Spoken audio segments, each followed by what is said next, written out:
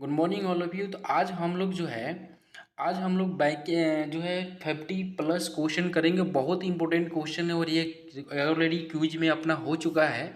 और ये क्वेश्चन देखकर आपको बहुत मज़ा भी आएगा और समझ में भी आएगा। तो पहला क्वेश्चन जो है कि बैंकिंग के क्षेत्र में प्रसिद्ध सीबीएस संकेताक्षर समूह में सी का आज से क्या है। ऑप्शन है आपके पास कोर, बी में है क्रेडिट, सी में है कंप्लीट और डी में है कॉन्टिनेंट। तो अगर बात करें सी का, तो सी का जो आंसर होगा जो वो होगा कोर। क्या होगा? कोर। क्यों होगा? क्योंकि सीबीएस का फुल फॉर्म होता है कोर बैंकिंग सॉल्यूशन। अगला क्वेश्चन है अगला क्वेश्चन है आपका कि भारत में जीएसटी की संतुति किस समिति के द्वारा की गई। ऑप्शन है केलकर समिति, बी है रंगराजन समिति, सी है गोस्वामी समिति और डी है मीरा सेठ समिति। तो इसका जो आंसर होगा आपको हम बता दें केलकर समिति होगा। एक चीज़ और ध्यान दें, आपको 4 से 5 सेकंड मिलेगा। अगर आपको अधिक समय चाहिए तो वीडियो को रोक कर आप आंसर दे सकते हैं और आगे बढ़ सकते हैं। तीसरे नंबर क्वेश्चन है कि क्षोभ मंडल की मोटाई मापी जाती है। क्षोभ मंडल की जो मोटाई है, सॉरी, मापी नहीं जाती है, बढ़ जाती है। तो इसमें जो ऑप्शन है आपका जाड़े में, गर्मी में, वसंत काल में, इनमें से कोई नहीं। तो इसका जो करेक्ट आंसर होगा वो आपका गर्मी में होगा। अब बात करें क्षोभ मंडल की। जब क्षोभ मंडल की बात आई थोड़ी सी जान लेंगे कि वायुमंडल का सबसे निचली परत जो होती है क्षोभ मंडल होती है। वायुमंडल में 4 परतें होती है, क्षोभ मंडल, समताप मंडल, आयन मंडल, वहीमंडल। एक चीज़ क्वेश्चन जो एग्जाम में काफ़ी बार आता है कि किस मंडल में मौसमी घटनाएं होती है। तो आपको हम बता दें क्षोभ मंडल में मौसमी घटनाएं होती है, जैसे आंधी तूफान आना, वर्षा होना आदि का प्रभाव जो है क्षोभ मंडल में ही होता है। चलते हैं चौथे नंबर क्वेश्चन में। चौथे नंबर क्वेश्चन में है कि भारत के संविधान निर्माताओं ने निम्न में से कौन सा लक्षण अमेरिका के संविधान से ग्रहण किया। तो ऑप्शन है न्यायिक समीक्षा, ऑप्शन बी है मौलिक अधिकार, सी है सर्वोच्च न्यायालय के न्यायाधीशों को पद से हटाने की प्रक्रिया और डी है उपयुक्त सभी। तो इसका जो करेक्ट आंसर होगा आपको बता दें कि सभी होगा, क्योंकि सभी जो है अमेरिकी संविधान से लिया गया है। कुछ चीज़ और आपको हम बता दें, अमेरिका के संविधान से जो मेन है, जो काफ़ी बार एग्जाम में आता है, मौलिक अधिकार अमेरिका के संविधान से लिया गया है। और उपराष्ट्रपति का भी जो है पद है, जो क्या बोलते हैं, उपराष्ट्रपति का जो पद है वो भी जो है यूएसए के संविधान यानी अमेरिका से लिया गया है। एक क्वेश्चन और एग्जाम में काफ़ी बार आ चुका है कि विश्व का प्रथम लिखित संविधान किस देश का है। वही यूएसए का, जिसको हम लोग अमेरिका बोलते हैं, संयुक्त राज्य अमेरिका। और एक क्वेश्चन और आता है कि विश्व का सबसे छोटा संविधान किसका है, तो यूएसए का। सबसे बड़ा भी है और सबसे छोटा भी है, सॉरी, सबसे पहले लिखित संविधान यूएसए का और सबसे छोटा जो संविधान है वो यूएसए का है। अगला क्वेश्चन है अपने पास कि भारतीय संस्कृत का स्वर्ण युग कहा जाता है। ऑप्शन है राजपूत काल को, बी है गुप्त काल को, सी है चोल काल को और डी है मौर्य काल को। तो अगर हम बात करें इसका आंसर का, तो इसका आंसर जो होगा गुप्त काल होगा। गुप्त काल को स्वर्ण युग कहा जाता है। ऐसे गुप्त वंश की स्थापना जो है श्री गुप्त ने किया था, इस चीज़ को ध्यान रखिएगा। और अगला क्वेश्चन जो आपका है, थोड़ा हम लोग फास्ट चलेंगे क्योंकि हम लोग 50+ क्वेश्चन करेंगे। तो अगला क्वेश्चन जो है कि निम्न में से कौन अर्थशास्त्री आय पर दूरगामी कार्य किए। निम्न में से कौन से अर्थशास्त्री से जो आय पर दूरगामी कार्य किए थे। ऑप्शन है आपके पास जगदीश भगवती, बी है एम एल सेठ, सी है प्रो अमृत सेन और डी है वी राव। तो इसका जो करेक्ट आंसर होगा वो डी होगा, वी राव होगा। अगर बात करें कि भारत में प्रथम अर्थशास्त्री आधुनिक भारत के दादा भाई नौरोजी थे। आधुनिक भारत के प्रथम अर्थशास्त्री की बात करें तो दादा भाई नौरोजी थे। और दादा भाई नौरोजी ने सर्वप्रथम धन निकासी सिद्धांत की चर्चा भी की है। धन निकासी सिद्धांत की चर्चा किसने की थी, तो दादा भाई नौरोजी ने। अगला क्वेश्चन 7 नंबर में है कि एका अधिकार का अर्थ होता है। एका अधिकार का अर्थ क्या होता है। ऑप्शन है आपके पास एकल क्रेता, एक अनेक विक्रेता। देखिए, क्रेता मतलब खरीदने वाला, विक्रेता मतलब बेचने वाला, सिंपल सी लॉजिक है। सी में एकल विक्रेता और डी में अनेक क्रेता। तो एका अधिकार का जो करेक्ट आंसर होगा आपको हम बता दें कि एकल विक्रेता होगा। जनरली स्वाभाविक सी बात है, अगर विक्रेता एक है यानी बेचने वाला एक है तो उसको जो है एकाधिकार में काफ़ी व्यापारी को लाभ होता है जो बेचता है। अगर हम एकाधिकार में जो क्रेता होता है मतलब खरीदने वाले अधिक होते हैं और बेचने वाले एक होता है। तो इस जो सिद्धांत है, इस जो प्रक्रिया है एकाधिकार में, इसमें व्यापारी को काफ़ी लाभ होता है। अगला क्वेश्चन है कि अंतर्राष्ट्रीय तिथि रेखा कौन है। बहुत ही ईजी और सिंपल सा क्वेश्चन है। आपका जो आंसर होगा 180 डिग्री देशांतर होगा। इसकी जो है 1884 में वाशिंगटन में शंपर इंटरनेशनल मेमोरियल कैंपन में 180 डिग्री एमियोतर का अंतर्राष्ट्रीय तिथि रेखा निर्धारण किया गया था। कब? 1884 में। इस चीज़ को ध्यान रखिएगा। अगला क्वेश्चन जो है आपका 9 नंबर की कोणार्क मंदिर के देवता है। कोणार्क मंदिर के देवता कौन है? सूर्य है, शिव है, कृष्ण है, ब्रह्म है। तो देखिए अगर बात करें कोणार्क मंदिर का तो सूर्य है। कोणार्क मंदिर में सूर्य देवता का पूजा होता है। तो इसका जो करेक्ट आंसर हो जाएगा ए हो जाएगा सूर्य। अब कोणार्क मंदिर का जब बात आया तो थोड़ा सा और इसके बारे में हम लोग जानकारी इकट्ठा कर लेंगे। देखिए मार्तंड का सूर्य मंदिर कहाँ है? कश्मीर में है। मोढेरा का सूर्य मंदिर कहाँ है? गुजरात में है। और बुंडू का सूर्य मंदिर कहाँ है? रांची में है।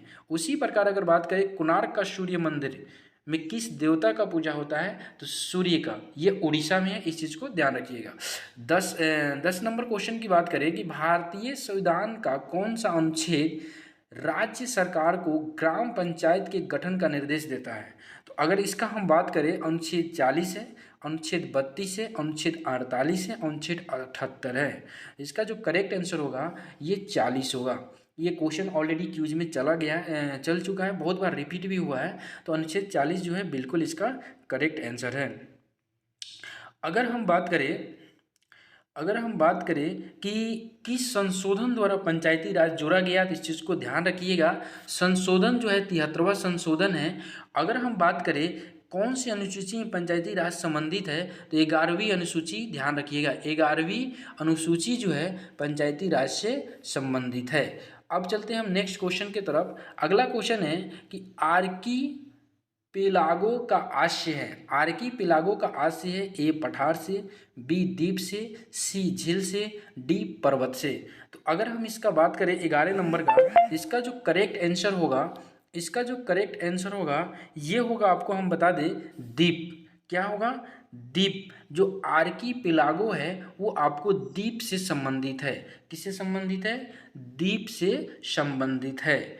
उसी प्रकार चलेंगे अब नेक्स्ट क्वेश्चन की तरफ।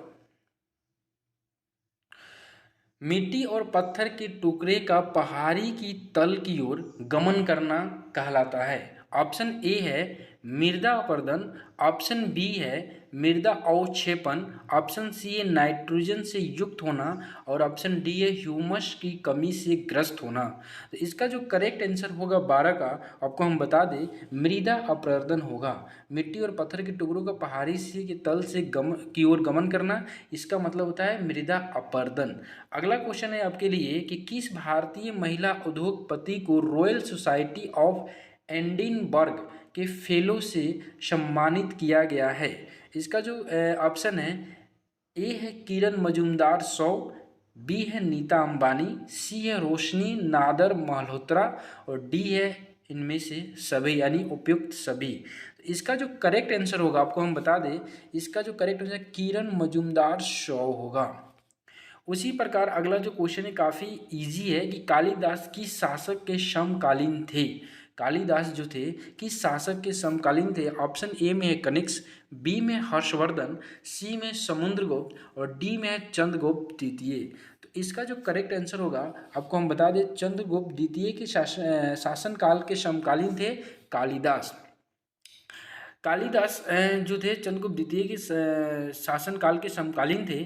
उसी प्रकार चंद्रगुप्त द्वितीय गुप्त जो है गुप्त वंश से संबंधित है। और अगला क्वेश्चन जो है, चलिए सूर्य से दूरी के अनुसार सबसे अंतिम ग्रह कौन सा है। तो इस पर थोड़ा सा हम लोग डिस्कस कर लें क्योंकि इजी क्वेश्चन है और थोड़ा सा और इसके बारे में जान लेंगे कि सूर्य से दूरी के अनुसार सबसे अंतिम ग्रह कौन सा है। इसका आंसर आप लोग बता दें, ऑप्शन देने की जरूरत नहीं है। तो इसका जो ऑप्शन होगा नेपच्यून बिल्कुल करेक्ट आंसर होगा। उसी प्रकार अगर हम बात करें वरुण ग्रह की, देखिए वरुण ग्रह का जो रंग है वो क्या होता है, आपको हम बता दें, हरे रंग का वरुण ग्रह होता है, मंगल का लाल रंग होता है। उसी प्रकार अगर हम बात करें कि पृथ्वी जो है अपने अक्ष पर कितने डिग्री घूमी है, तो 23.5 डिग्री झुकी हुई है, सॉरी घूमी नहीं है, झुकी हुई है। पृथ्वी जो है अपने अक्ष पर 23.5 डिग्री झुकी हुई है। उसी प्रकार अगर बात करें कि हाँ, उसी प्रकार अगर बात करें कि वरुण का प्रमुख उपग्रह कौन सा है, तो ट्रिटोन जो है वरुण का प्रमुख उपग्रह है। वरुण से रिलेटेड ही हमने इसलिए बताया है क्योंकि वरुण एक जो है वरुण ग्रह, उसको हम लोग क्लियर कर ले। वरुण ग्रह की खोज जर्मन खगोल शास्त्र जोहान गाले ने 1846 ईस्वी में किया था। उस चलते हैं अब 16 नंबर क्वेश्चन की तरफ।